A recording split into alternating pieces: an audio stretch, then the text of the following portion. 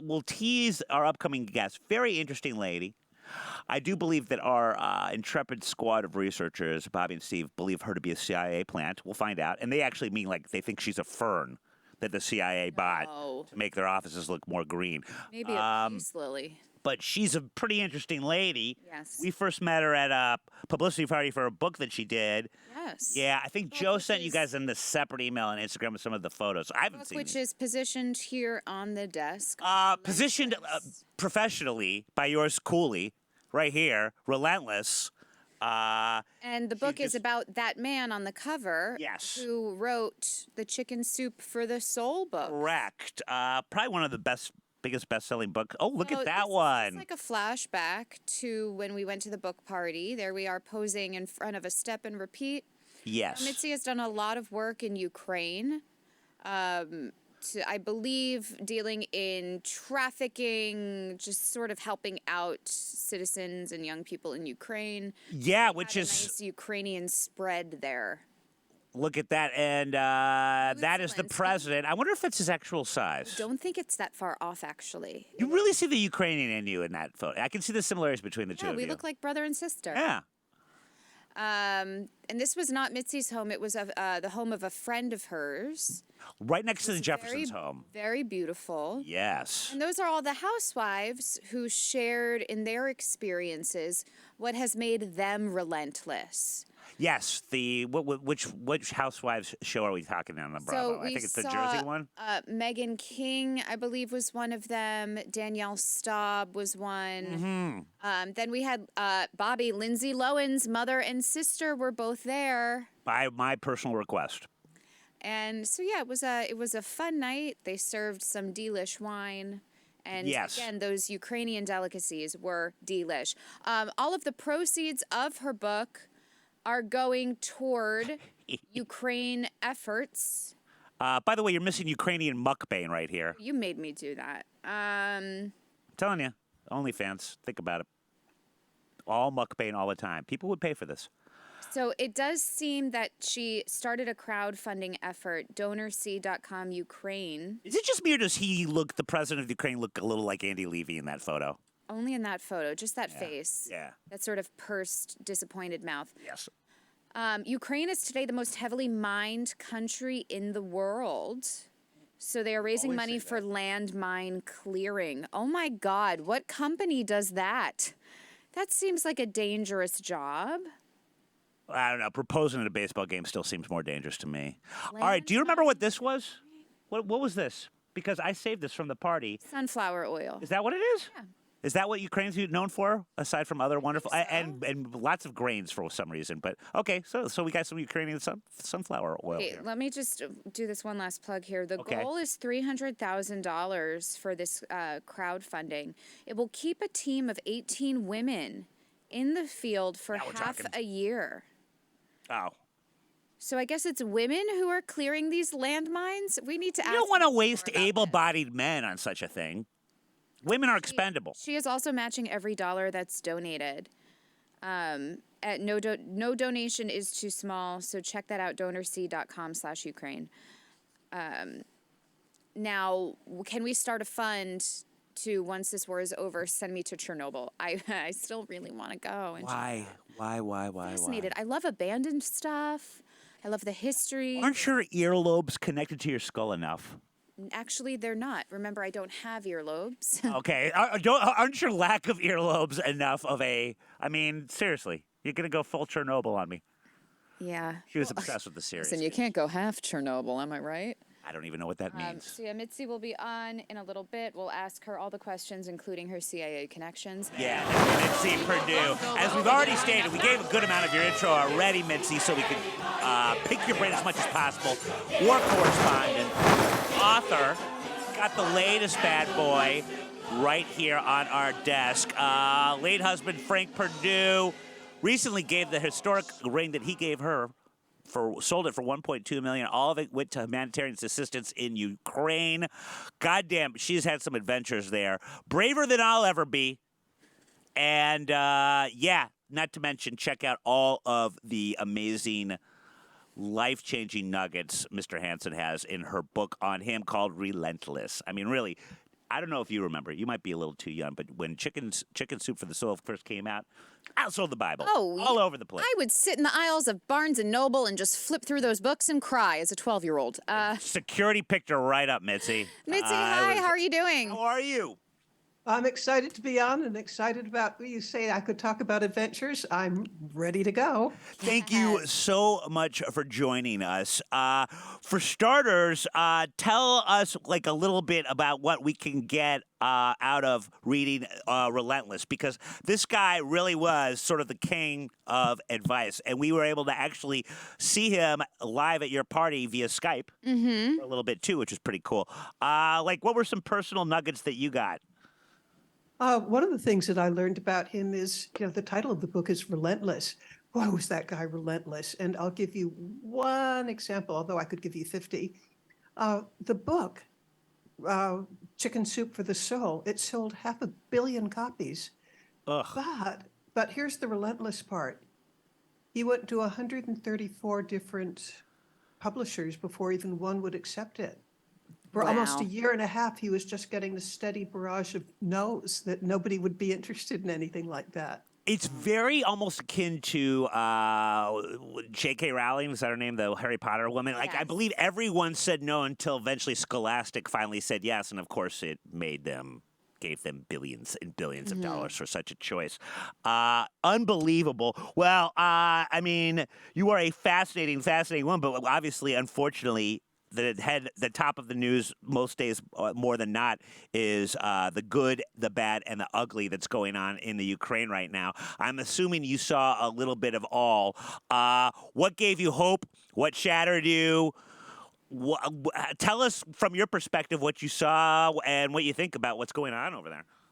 All right, I've been there twice, and I'm going to go a third time in a couple of months. Actually, unbelievable.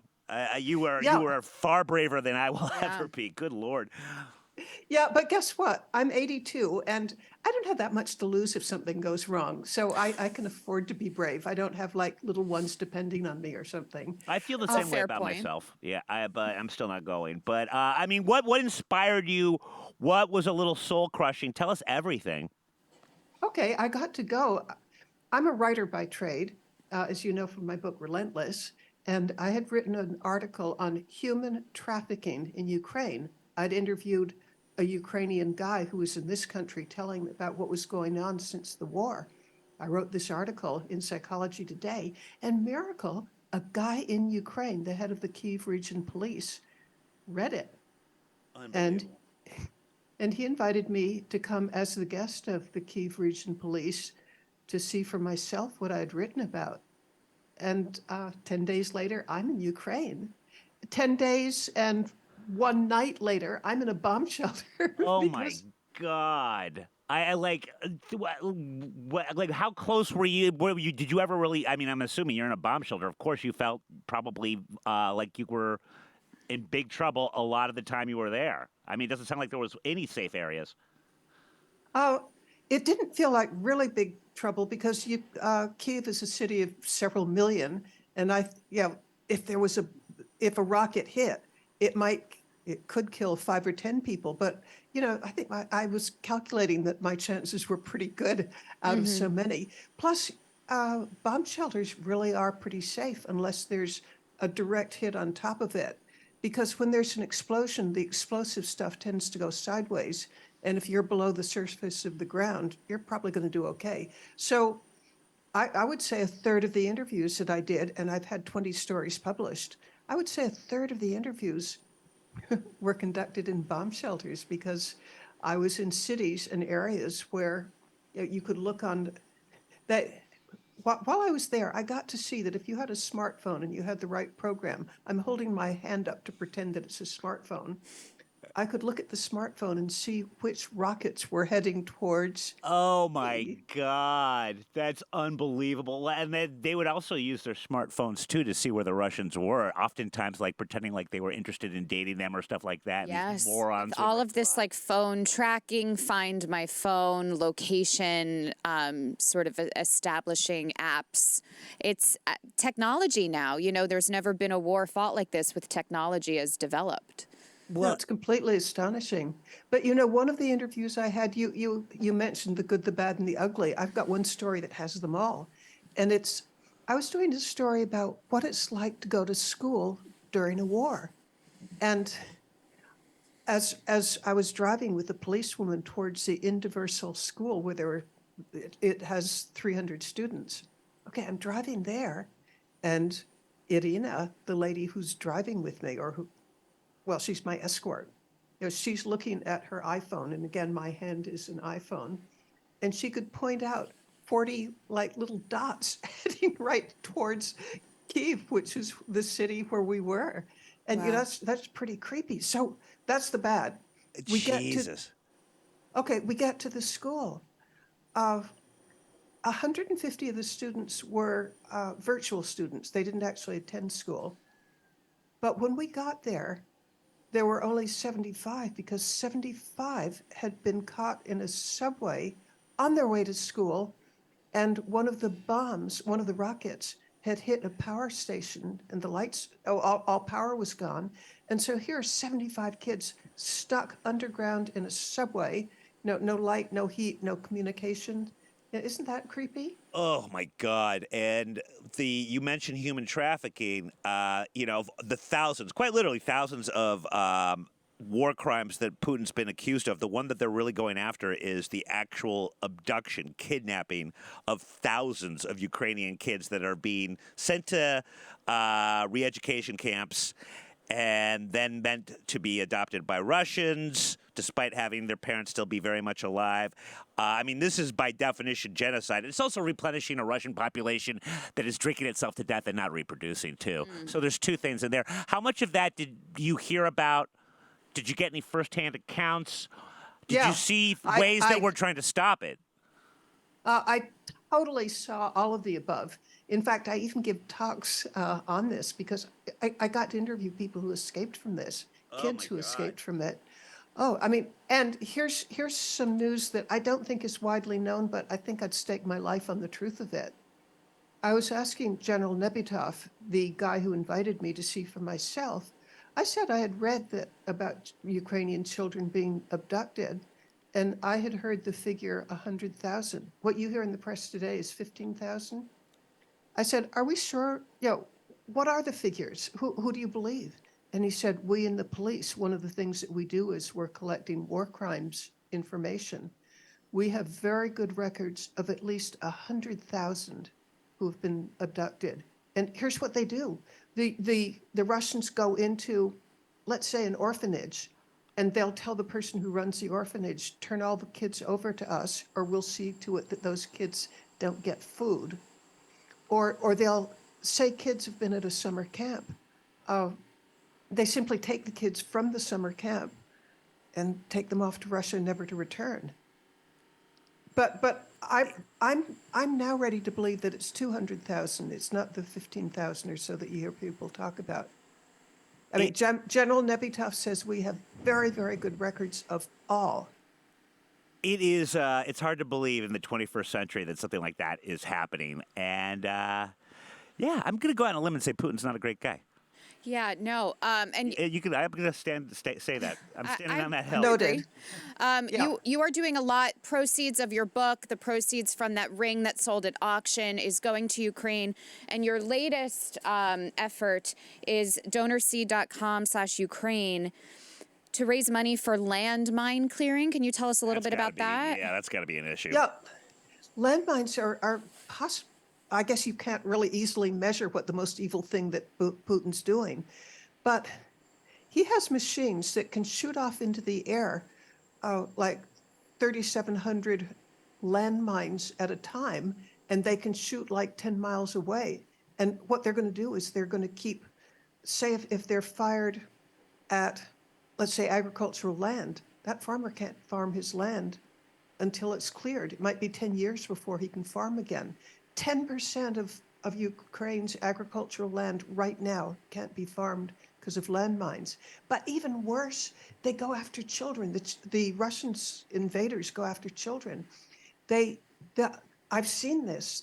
They'll deliberately put like dolls or teddy bears in a playground. Or I've even seen things that look like your iPhone, but they've been taken apart and plastic explosive put inside Ah, so that when you open that, you're all excited. You're a high school kid and there and the playground Oh. is this, you open it and you're gone. And in the playgrounds, it's even worse than I've described because they put on something that looks like a leaf. Oh, so you're unless you're looking for it, you don't know that you're about to step on something that's going to make you lose your foot.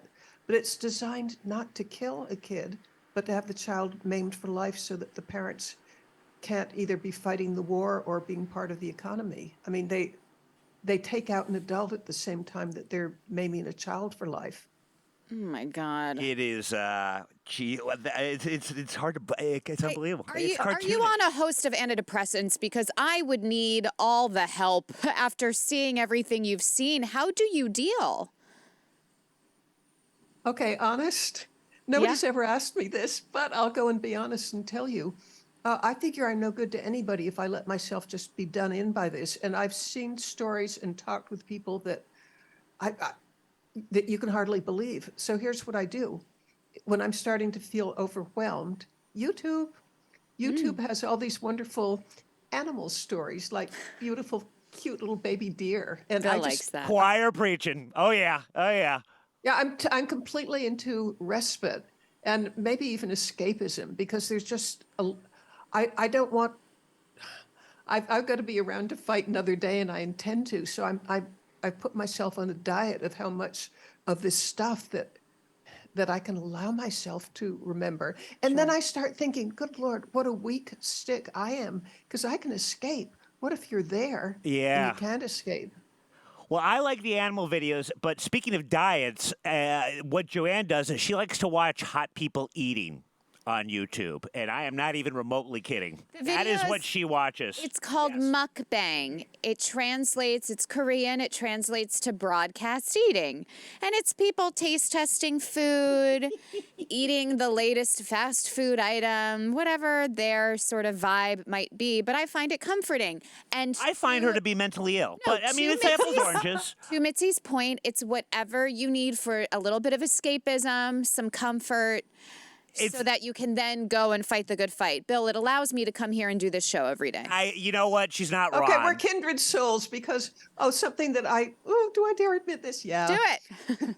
Have you seen those eating contests where people, I don't know, eat 100 hot dogs Oh, or something? sure, yeah. Sure. Guilty. You watch Not that I've done it, but watching it. Yes. See, but I mean, I challenge you to think of anything else in the world if you're watching one of those. Exactly. I don't like the. What gets me to the borderline vomit is the dunking of the particularly the breaded hot dog into the water before consuming it for whatever reason. The mukbang I kind of get, I guess, but the competitive eating. Oh boy. You guys are in the minority on that one. That is just rough. But I'll tell you what, a distraction it is. What are we not doing that we need to do based on your first-hand knowledge of what's going on the ground in Ukraine? What do they need now more than ever? I mean, obviously the number one thing I'm sure would be, fighter planes and that. But is there stuff that people aren't fully aware of that they could use? Yeah, and I'm going to go for. I believe in this so strongly that I even started a crowdfunding campaign, and I'm matching dollar for dollar up to the first 100,000, and that is clearing landmines because it's amazing how far your dollars go in clearing landmines because landmines. First of all, they kill people, but they also destroy the economy. And if you're in an area with landmines, you're almost certainly going to have PTSD. Oh my God! You're going to have. Yeah. I mean, because you don't know when your kid goes out if your kid will come back. So here's where if somebody wants to donate to DonorC, that's donor like giver and C like with I see you. So DonorC.com/Ukraine. If you go there, even $5 will make a difference because we're trying to raise $300,000. That will pay for 18 Ukrainian women to go to landmine school and then spend half a year clearing landmines.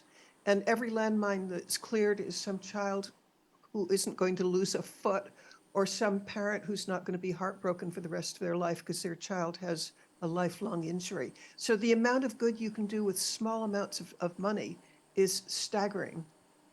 This really does put in my otherwise awful and terrible and harrowing problems really into perspective. I feel like I can't really complain about anything anymore. Yeah, I mean, that's something I never think about is potentially coming across a landmine.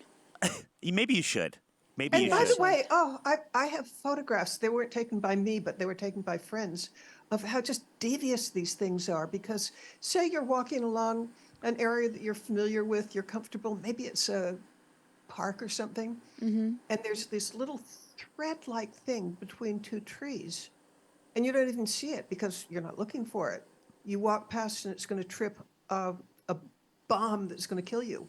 And and and everybody knows somebody that's happened to, and it's just the level. It's there's the horror of having your country invaded, but also the horror of not knowing if you're going to make it home that night. So land clearing is, to me, of the things that we can do, I think that's the biggest. And I am going to landmine clearing school when I return, probably in a month or so. Oh, you are Wow. as fascinating as Joanne is odd. You really are. This is very inspiring, and also like, I feel like we've done stories on this.